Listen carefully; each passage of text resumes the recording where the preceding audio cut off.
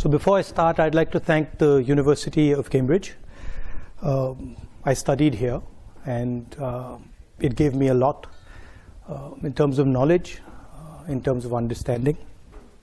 So it's quite a big deal for me to be standing here. I've sat there.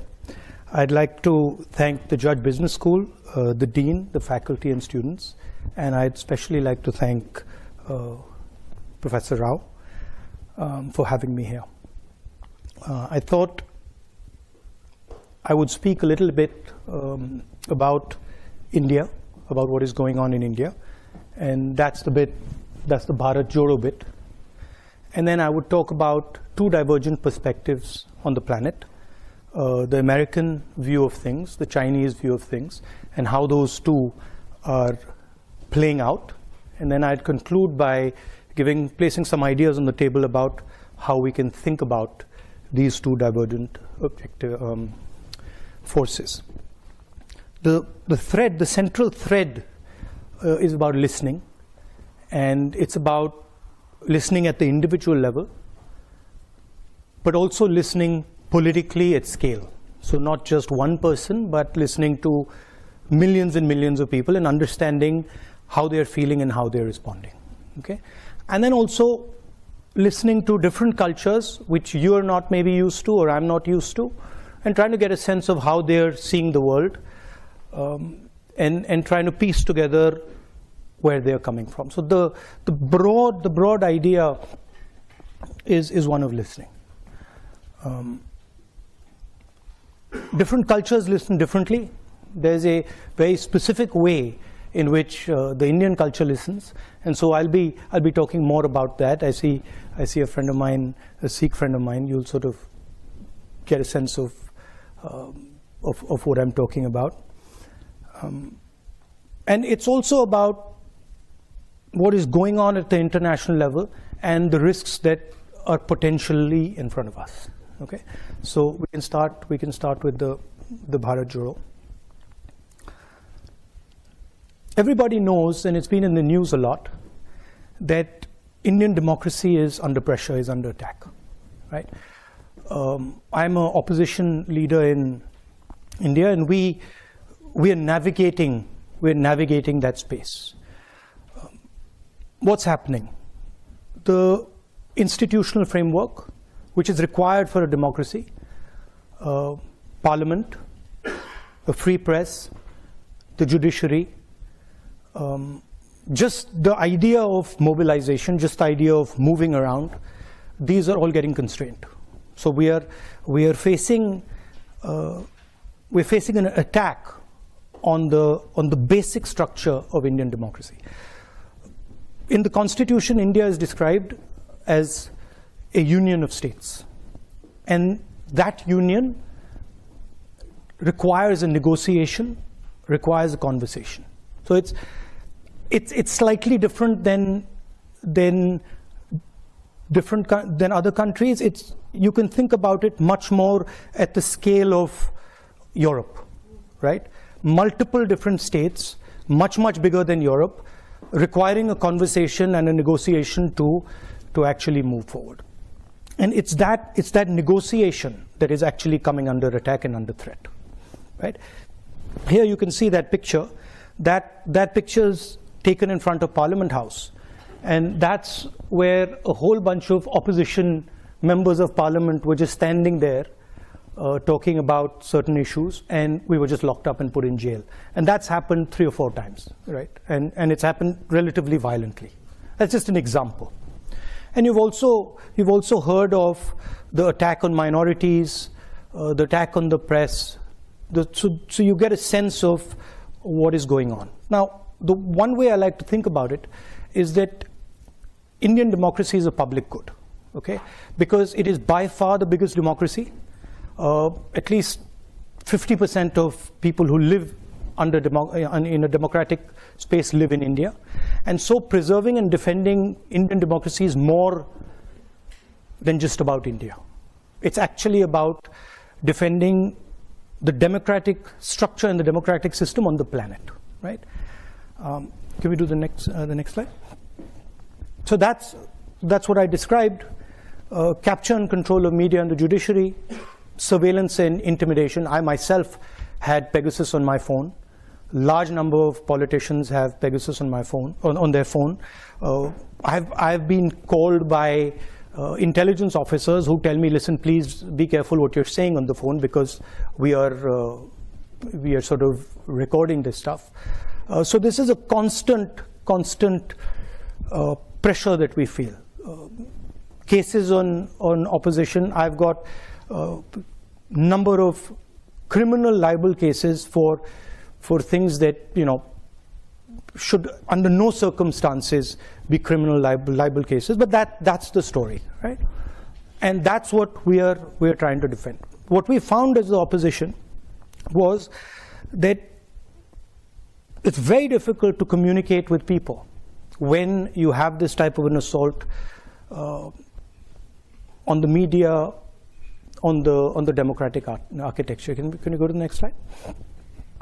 And so we decided to go back into Indian history and Indian culture, and we decided to use a very powerful tool that has been used in Indian history called the yatra.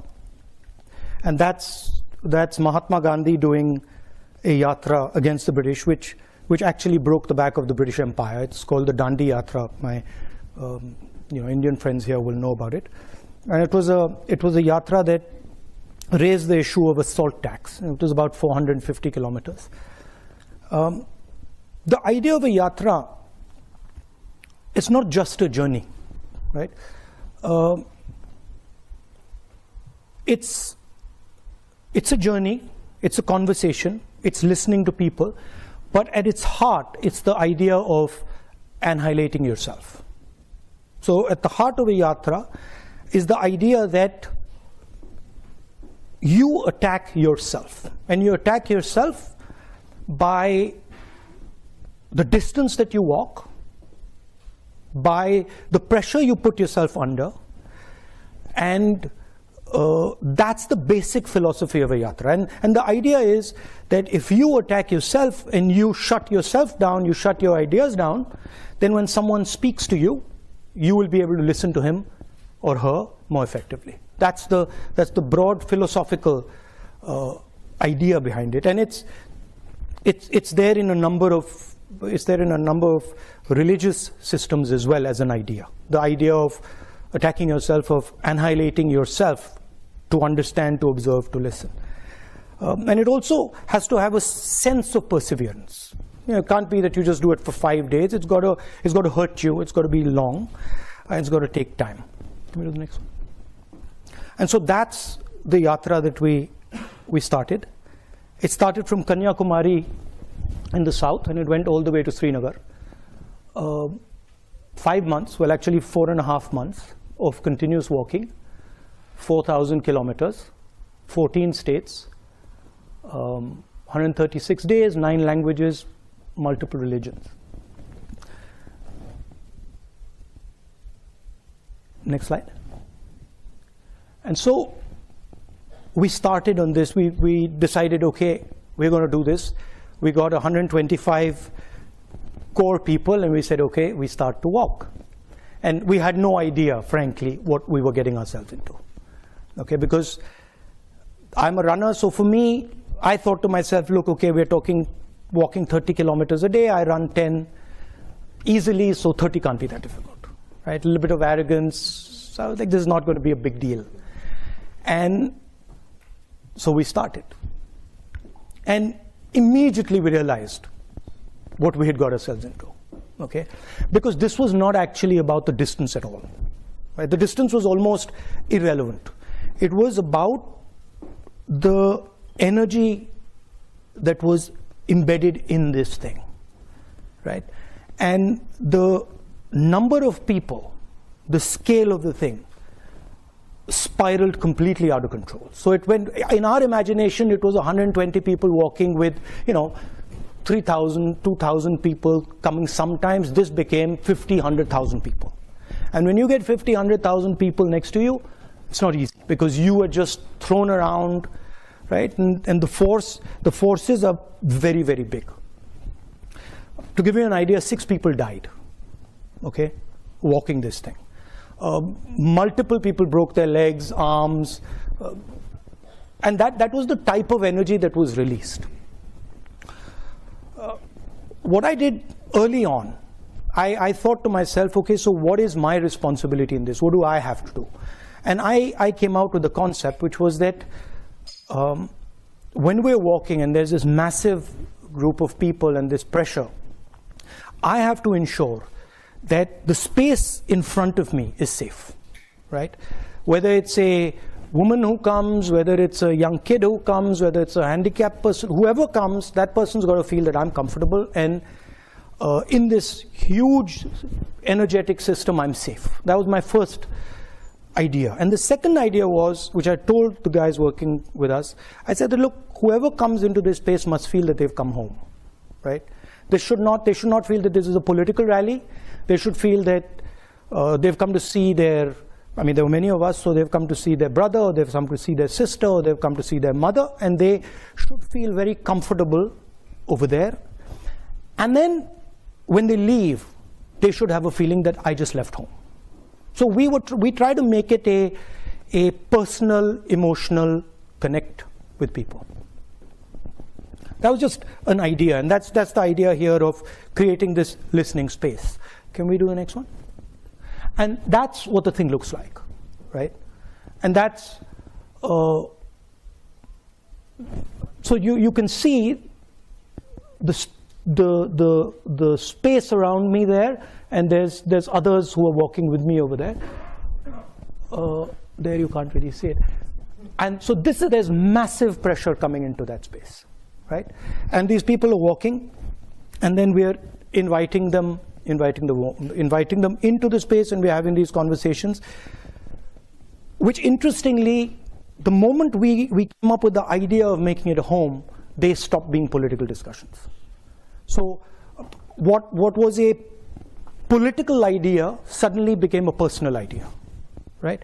And we started getting people who started talking to us about things that we never imagined that they would speak about, right? Just completely, as a politician, we're used to saying, okay, let's talk about employment, let's talk about, these type of things. And suddenly we were getting this emotional outburst of people telling us the most personal things.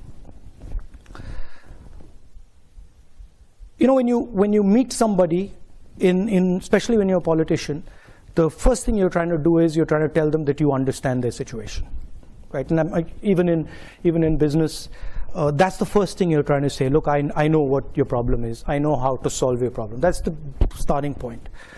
So when I began, that was my idea.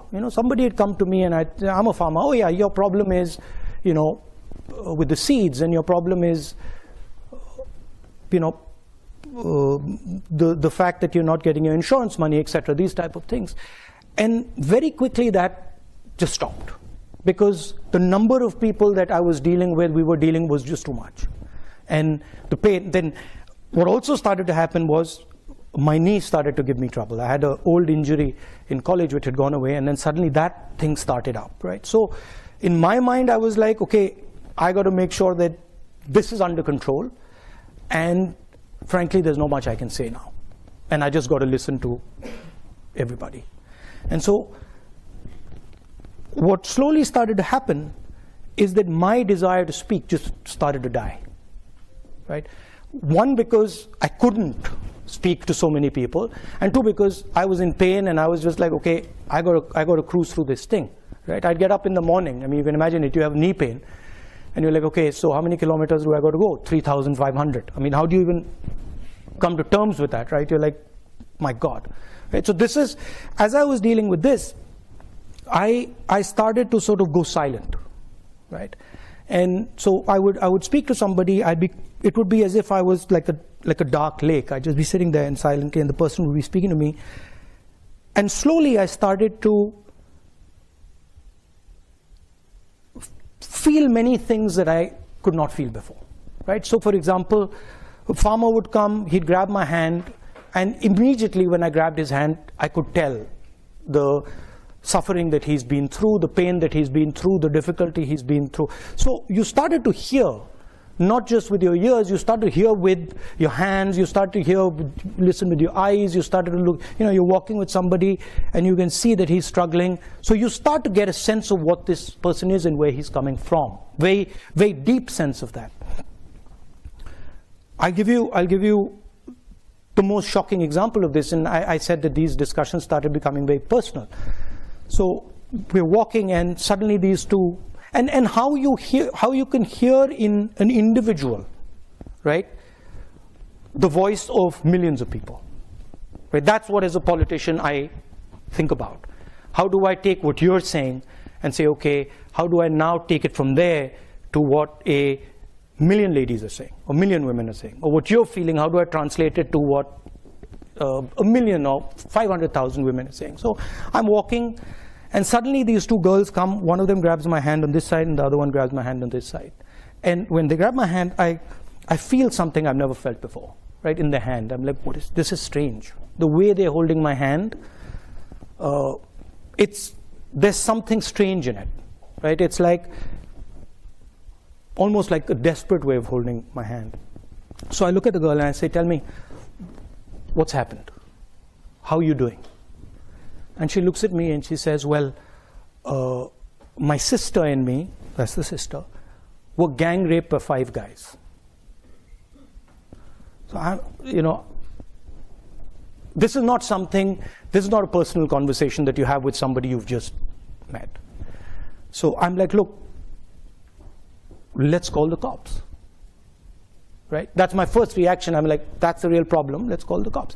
And they're like, no, please don't call the cops. You can't call the cops. So why can't I call the cops?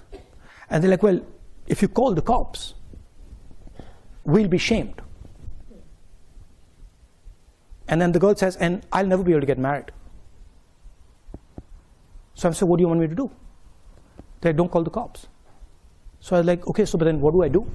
If I don't call the cops, how do I help you? They're like, no, we just wanted our brother to know what has happened to us. And I said, yeah, you've told your brother what's happened to you, but now what do I do? And they're like, there's nothing you can do.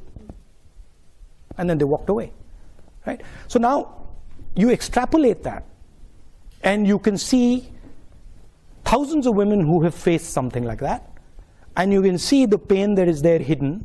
You can see the difficulty that they're dealing with. The other thing they said, the other thing I thought when they walked away, I was like, my God, so these girls have dealt with this, and now they're going to deal with it for the rest of their life, and they're never going to tell anybody.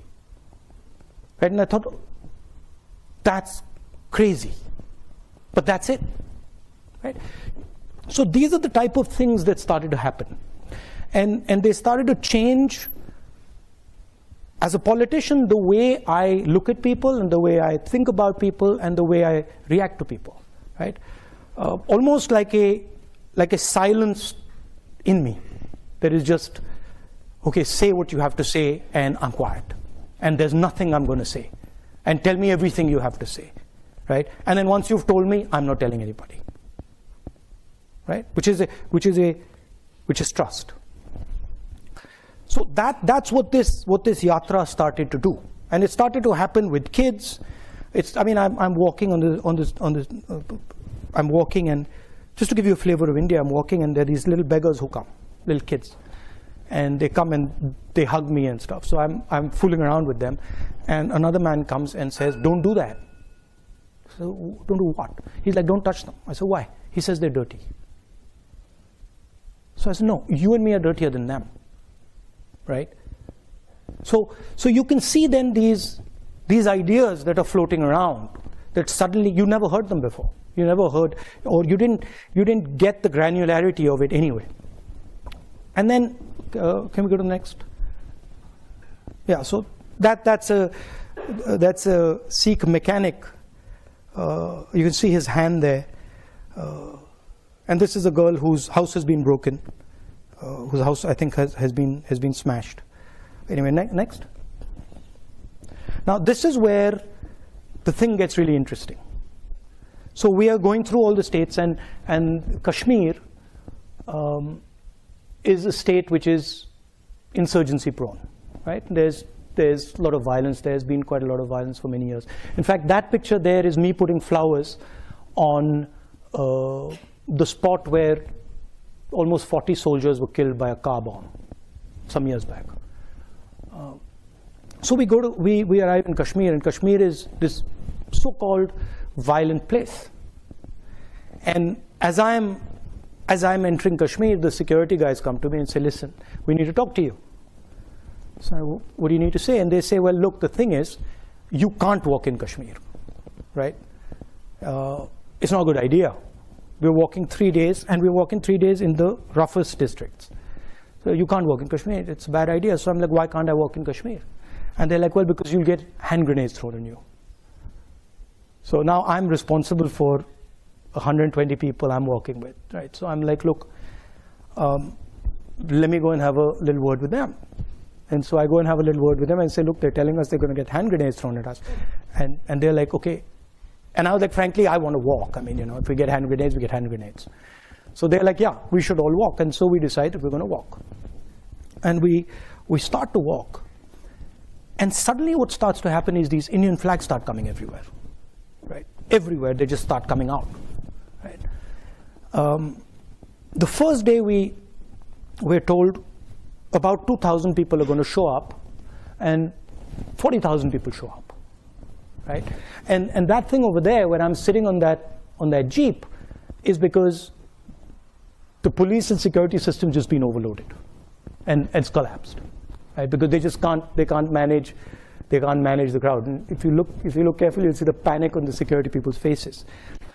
Anyway, they pull us out of that and say, this just doesn't work. We can't go through this in this manner. And then the next day they set it up properly, and then we go through. That's us entering Kashmir where the mountains are. That's on the first day. And then the really interesting thing happens. So we've been told we're going to be killed. We're walking, and people are coming, and then one guy looks at me and he says, call me. So I'm like, come. And the security people have said, listen, please don't do this. Please don't call people. Like, we walk here, don't call people, because this is putting everybody at risk. So the guy says, call me. I say, come. So he comes, starts walking next to me. And he says, Mr. Gandhi, you've come here to listen to us. So I'm like, yes. So he's like, that's interesting. He's like, you really come here to listen to us? And I'm like, yes. So he's like, good. And then he says, you see those guys over there? And we're walking. And he says, you see those guys over there? And I'm like, yes, who? He's like, those boys over there. And I'm like, yeah. He's like, the militants, right? Now, militants should normally kill me. In that environment, militants should kill me. And he says, they're there, and they're looking at you. So I look at them, and they give me this sort of, I'm serious, they give me this sort of look. And I'm like, okay, I'm now in trouble, right? Because this guy's just told me this. They give me this look, and I give them this look back, and then we carry on, nothing happens, right? And why I'm telling you this is because they actually couldn't do anything. They actually didn't have the power to do anything, even if they wanted to. Because I had come into that environment listening. And I had come into that environment completely with no violence in me at all. And the vast number of people there were seeing that, right? So that to me was an indicator of the power of listening and nonviolence.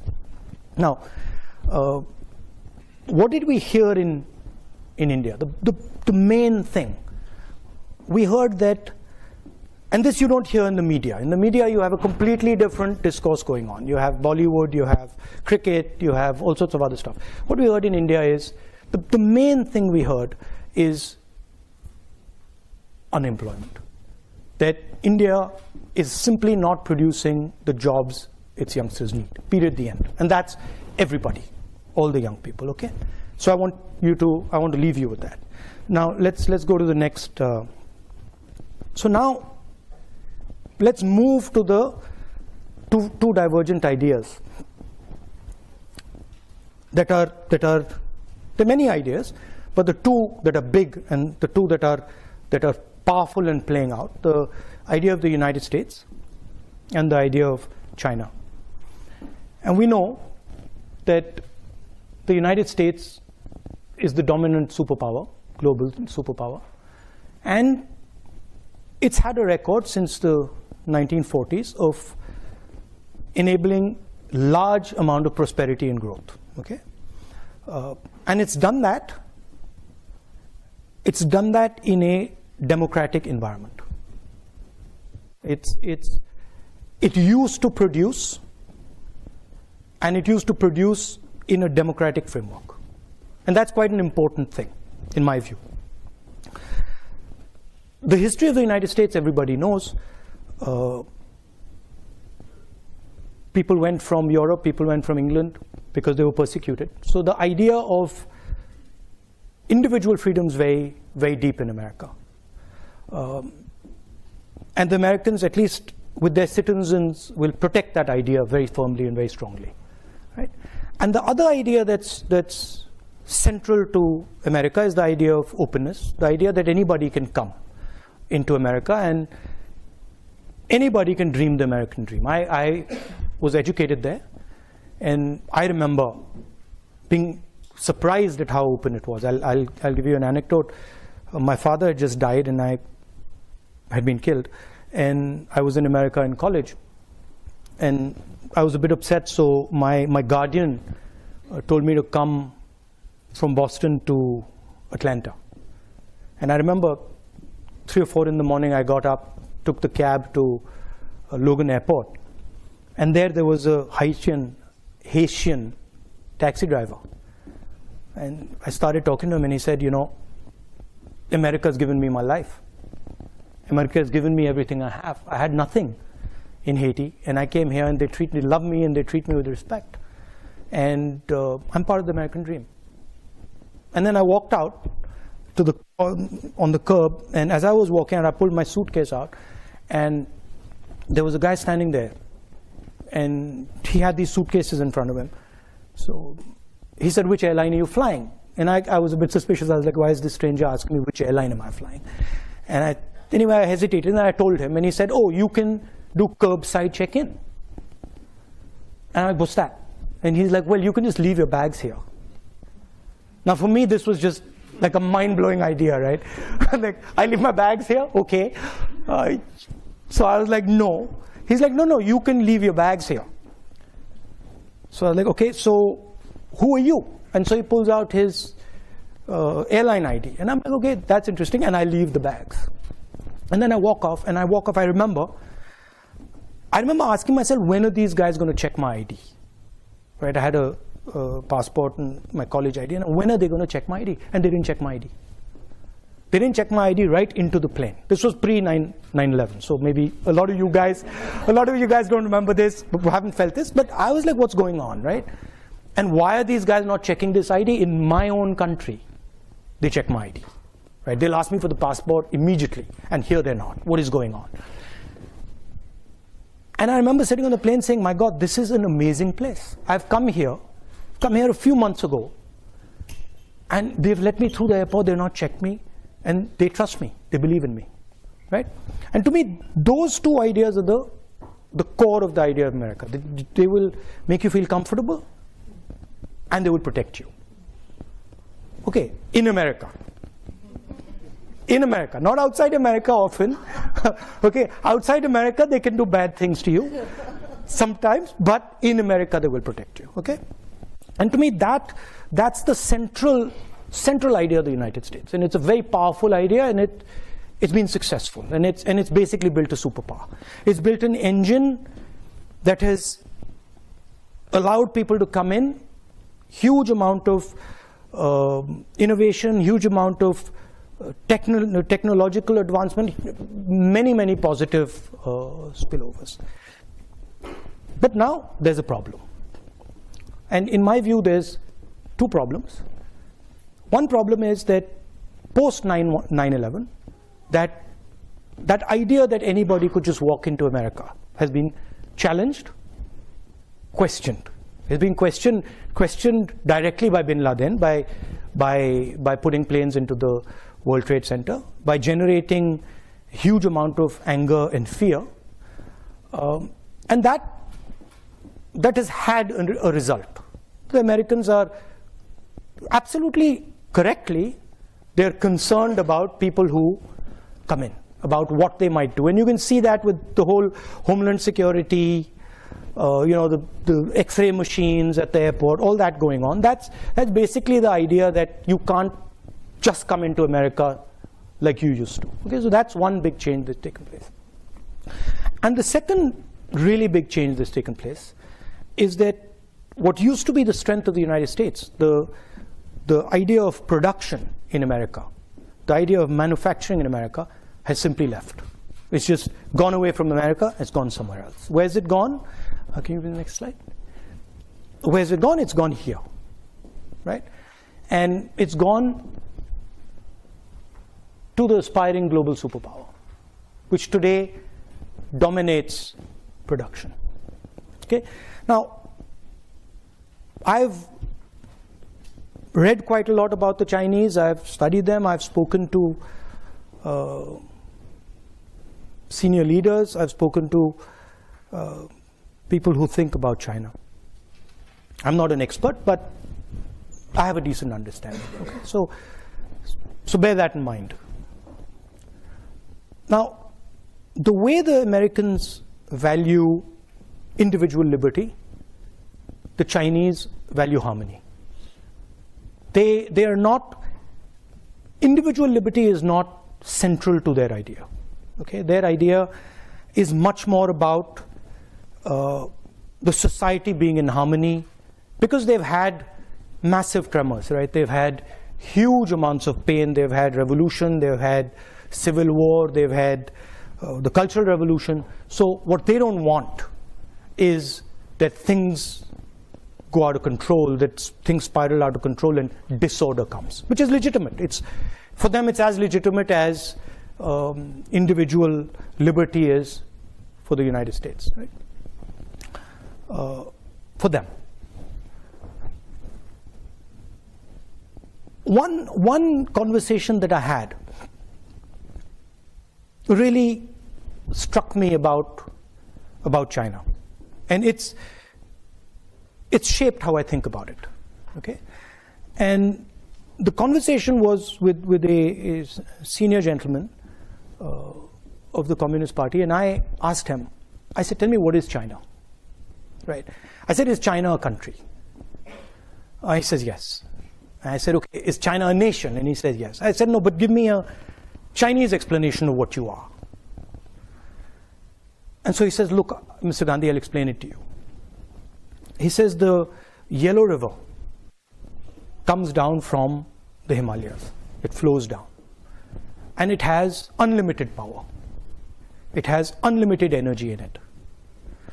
He says if Chinese civilization orders itself and organizes itself effectively, which it does on the coast, mostly, it can harness the power of the Yellow River. And when it harnesses the power of the Yellow River effectively, China rises. He says sometimes what happens is the Yellow River comes with all its energy, and China cannot organize itself to harness its energy. And then there is disorder in China. And the energy havoc and then flows into the sea and is wasted. And I thought this was a completely different way of thinking about a country than anything I had heard from any Western politician. I had never heard anything of this type, right? If you ask American politicians what is America, it's land of the free, right? They don't start talking to you about the Mississippi River and that's I never heard it. Maybe they do, okay? But so China looks at energy, China looks at flow, China looks at processes, right? And China tries to shape them. Now, if you use that metaphor, you can see some of their actions flowing out of this, right? You can understand now what the Belt and Road looks like and why it does what it does. Because Chinese, the Yellow River, the Yellow River flows this way. Chinese civilization harnesses the energy, and then the energy flows right back into Asia, right? You can understand what the Three Gorges Dam is, right? And I get the sense, and maybe I'm wrong, but I get the sense that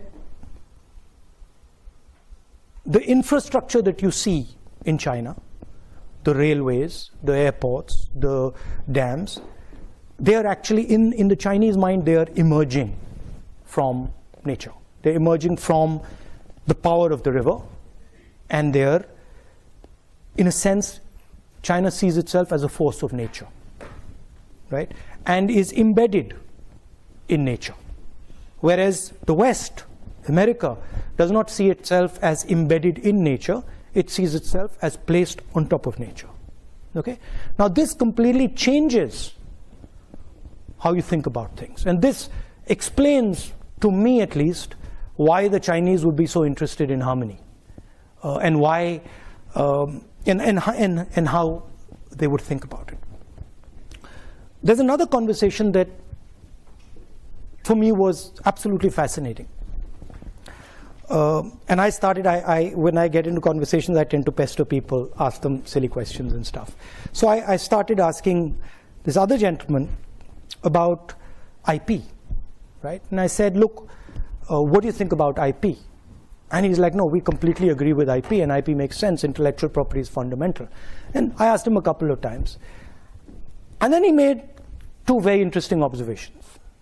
So he says to me, in the middle of the conversation, he says, Mr. Gandhi, people don't invent things. Things emerge. Right? Completely different viewpoint. In the United States, Steve Jobs invents something. In China, things emerge. Meaning processes happen, and then out of those processes, things come out. And he says, why should somebody who is, anyway, he says, even if things are invented, why should someone who has invented something have perpetual rights on it? So what if he's invented it? Why should he have a monopoly on the benefits of that thing? To me, this was quite a profound statement. And I said to him, look, the logic is that you give him the right to give him an incentive so that he invents again, right? I said, how do you think about incentives? He says, oh, very simple. The person who runs fastest wins, right? We don't really care if he invented it. If he can run fast enough and other people can't catch up with him, that's good enough incentive for him, right? So here you see two completely different ideas. One, that they're a force of nature, and two, powerful ideas, as powerful as American ideas for them, right? And two, that people are not actually inventing things, processes, energy, things are emerging from processes and energy. Okay? And this makes their worldview completely different. One last thing. The organizing principle of the United States, and something that you're very, very intimately associated with, is the corporation. Your lives will all be about corporation, or most of them will be about corporations and sales and marketing and elements of a corporation. And that's how America organizes itself.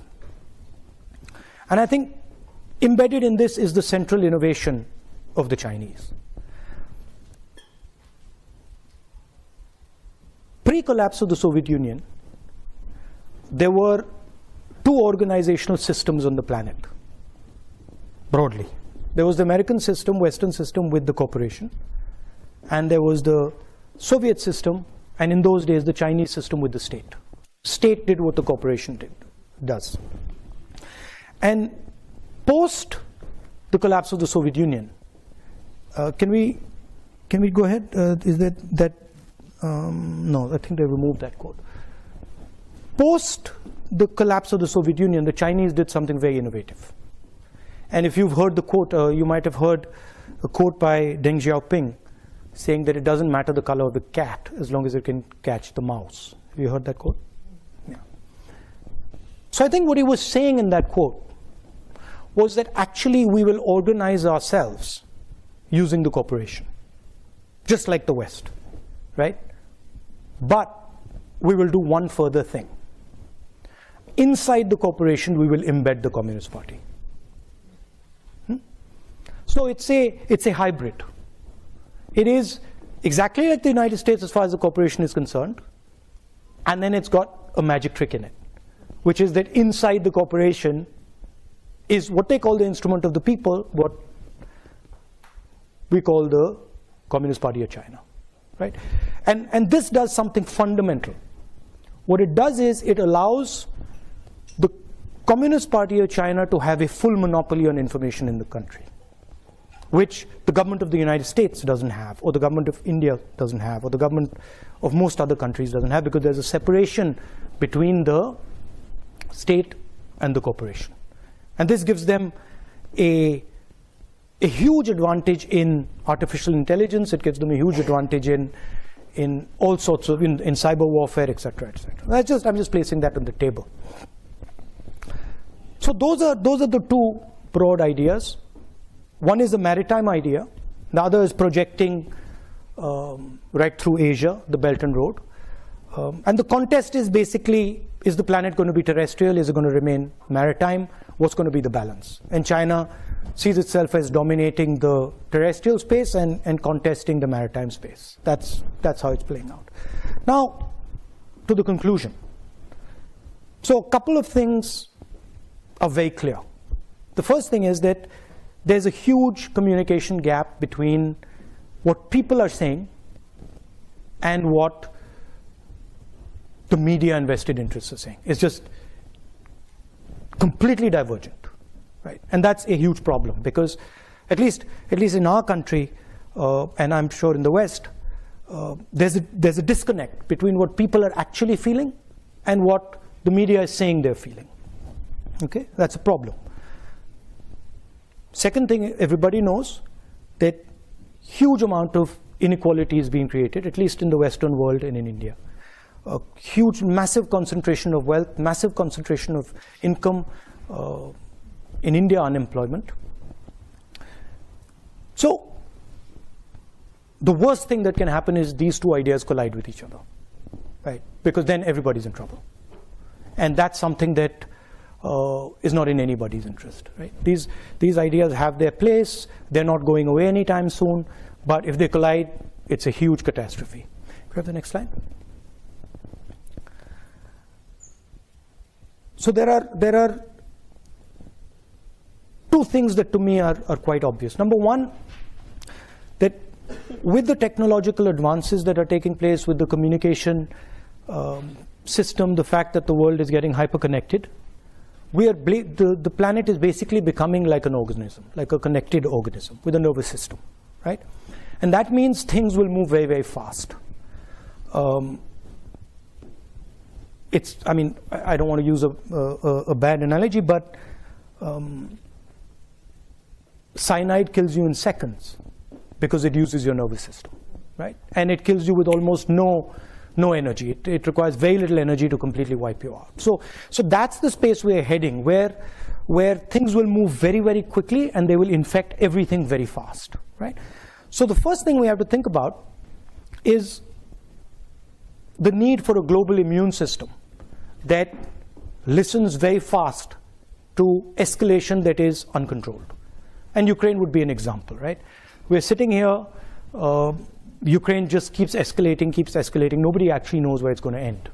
So those, in a hyper-connected world, that's a very dangerous thing. And you need institutions and you need thinking that says, okay, these are the type of things that we tamp down immediately. So that's one idea. And the second idea, which I think is fundamental and goes back to the point I raised about India being a public good and being the biggest democracy in the world, we simply cannot afford a planet that doesn't produce under democratic conditions. Okay? Because if democracies do not start producing again, right, they will not survive. Because the tensions that will arise inside the democracy, the inequality that will arise, the anger that will arise will just collapse the democracy. So what is required is new thinking about how you start to produce in a democratic environment, which is completely different than production in a coercive environment.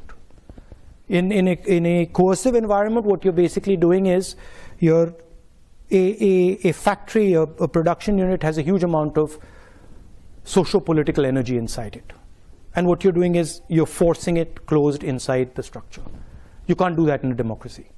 So that conversation between labor and capital has to happen, has to be a negotiation, right? And I think that's where a lot of the thinking has to happen. How do we start to produce again in a democratic environment, and how do we manage the negotiation between the structures in the factory so that they can happen in a democratic structure? Otherwise, in my view, democracies are in trouble, in big trouble, right? And that the good news there is, of course, technology will help you, decentralization will help you, decentralization of power will help you. So I think things can be done now that couldn't have been done 10, 20, 30 years ago in terms of technology, in terms of decentralized manufacturing, in terms of the structures that you need for that negotiation. But I think that's where a lot of the conversation has to happen. And finally, for me as a politician, the idea of listening, observing, and doing it persistently, quietly is very powerful. And I think these ideas, divergent ideas, they need to also spend some time listening to each other. One mustn't say that, oh, this is wrong and that is right. Everybody has his own way of doing things.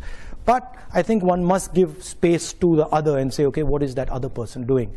And that requires a little bit of the idea that I mentioned at the beginning, this idea of annihilating the self, right? I'm going to keep quiet. I'm going to curb my desires. I'm going to curb my imagination, and I'm going to listen to the person in front of me with compassion, with affection, and see what he's trying to say, and listen deeply to what he's trying to say. I think that would be very, very good for the planet. Thank you.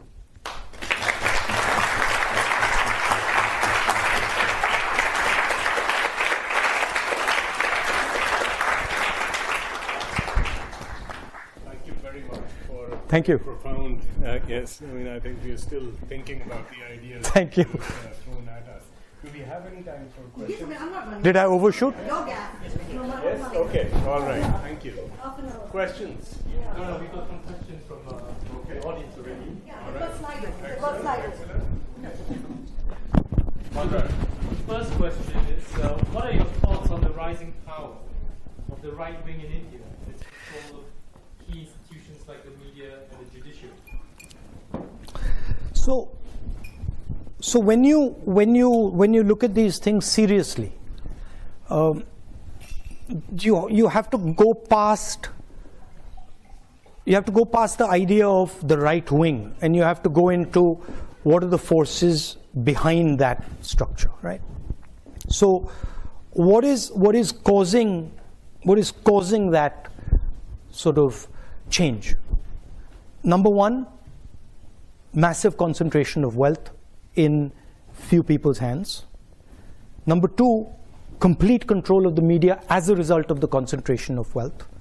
And number three, the lack of production in India, right? So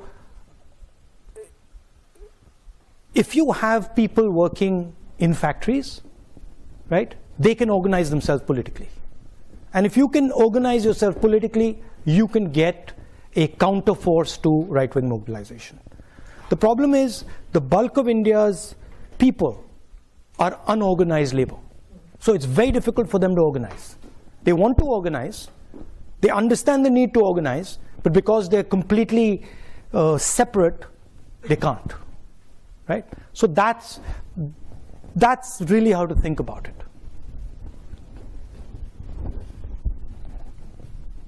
The next question is from Meku. How will you heal what is a highly divisive and polarized India? What would you say to the voters of the opposing party to help bridge differences? Opposing party, you mean the people in power? I mean, I can say a lot, they don't listen. I can keep saying it, they don't listen. So, I think, can you show me that picture of the large crowd there? Not that one. That's a different type of crowd. That's a different type of crowd.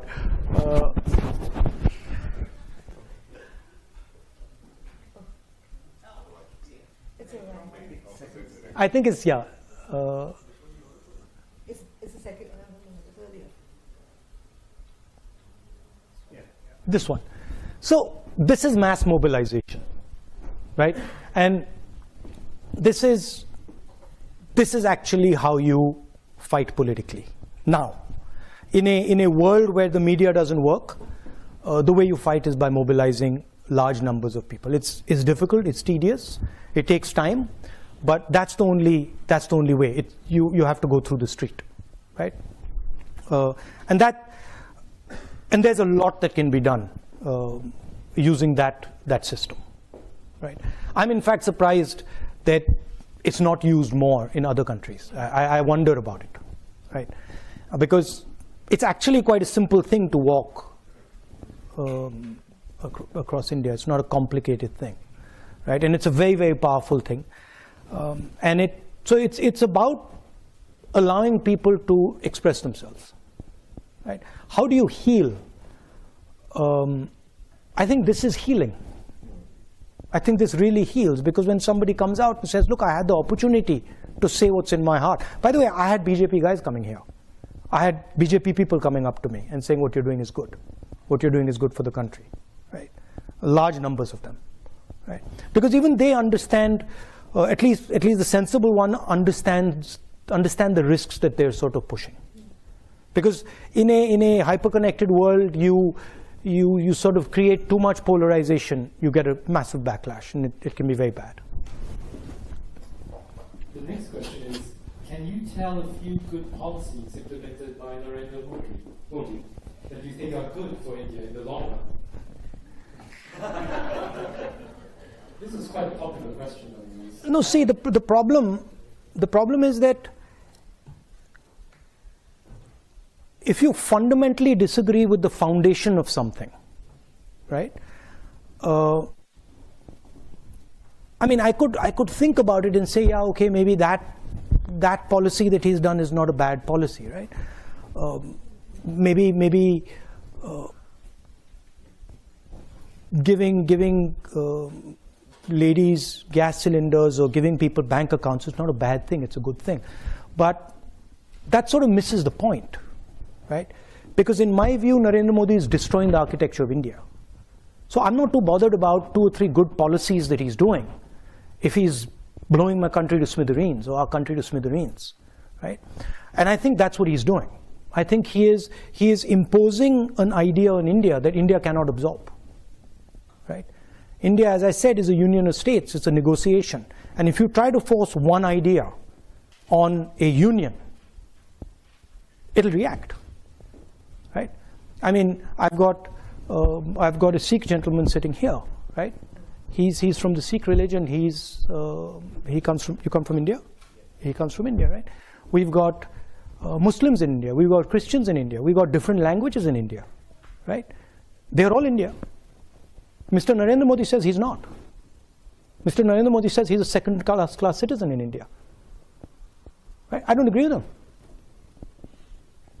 Now, if your disagreement is so fundamental, then really talking about 3 policies that you agree with, I think misses the point. Wilson Ho asks, how do you understand what India's place in the world is? How do I understand what India's place in the world is? Somebody once told one of India's leaders, do you lean left or do you lean right? And she said, we stand straight. Right? So India's place in the world is when India is successfully expressing herself, right? Not himself, herself. Because I believe that India has a feminine essence, a feminine quality. And so when India is expressing herself freely, and all the people of India expressing themselves freely, then naturally what India does is correct. Dr. Moa asks, how do you reconcile the burden and responsibility of being part of such a famous political family, making your work connected but still retain a sense of self? No, I come from a philosophy in India that aims at destroying the self. So that's just the political philosophy I come from. I mean, that's a sort of more nuanced point and a sort of nuanced question. I fight for an idea, right? And I'm not too bothered about where I come from, who I am, who my father is, grandmother. I don't care. I think that there are certain ideas that need defending, and I defend them. And I try to think about, I try to think deeply about what is happening. I try to be compassionate. I try to understand other people's perspectives, but then I defend the ideas I believe in. Siddharth asks, India has always experienced brain drain and lost great talent to the West. How does it provide opportunities for corporates, business, etc.? I think that in the 21st century, the idea of brain drain is outdated. Because would Bangalore have happened if brain drain didn't happen? I don't think so. Because the people who created Bangalore first left India and went to America, and then went back to Bangalore. So the question is not about brain drain. The question is, are you able to create the conditions in India that brings people back? Are you, and this is something I think the Americans used to do very, very well, right? People don't just go to America because it's a nice place. People go to America because it allows you to fulfill your, or used to allow you to fulfill your dreams, included you, embraced you. So those are the type of values that make people go to places. And if India does that, and if India is open to people and is easy to work in, people go back. I mean, I do believe that it's very important that Indians go out and learn about the rest of the world. I think it would be a disaster if India suddenly said, look, we don't want to go out at all, and we don't want to learn anything, we just want to learn back home. I think it would be a disaster. So I think the idea, I mean, what you're doing is a very powerful thing. You're going to see a different culture, you're meeting other people who have completely different ideas, and then you take some of these home. So I think that's a good thing. I think this is the last question. So Hamandir asks, Hamandir comes from Punjab, which is facing rapidly dropping groundwater levels and high unemployment. What's your vision on tackling these issues? On groundwater? Groundwater. I mean, that takes us back to the idea of production in a democratic environment, right? And production in a democratic environment is much more complex than production in a coercive environment. Because essentially in the coercive environment, you're not allowing the negotiation. You're shutting the negotiation down, right? I mean, with all due respect, the PLA takes care of the negotiation in China, right? Of the social pressure of the factory. The social pressure of the factory is taken care of by the PLA. Now, if you have such a force that takes care of the production negotiation, that force is going to control your government, right? So if any country decides that, look, what we're going to do is we're going to coercively control manufacturing, well, it won't be a democracy. Because the people who will coercively control it will take over the country. Right? So production in a democratic environment is difficult. It's not easy. It's been done. The Germans do it very well. Other countries, the Koreans do it, the Japanese used to do it, America used to do it very well. Right? But it needs a new imagination. It needs, you get many benefits from democracy that you don't get from coercive sort of manufacturing, right? Now, can we construct a system where you can actually manage that negotiation effectively and have large-scale production, maybe decentralized in the democratic world? I think you can do it. And I think, frankly, and one of the reasons I'm saying this, I think India is the prime place to do it. It is the best place on the planet to attempt it. There are many different models possible in India. There are 30 different states. I think it can be done there successfully. Punjab, the water problem is an agricultural problem, and it's because of essentially too much wheat and rice being grown there. So you have to change the agricultural cropping pattern, which is very complicated because it's sort of linked to something called the MSP, which is a technical thing, and we don't want to go there. I'm afraid that is all we have time for. But there is a reception where you can come and say hello to. But thank you very much. Thank you. It was an absolute dream to listen to you. Thank you. Very much. Thank you.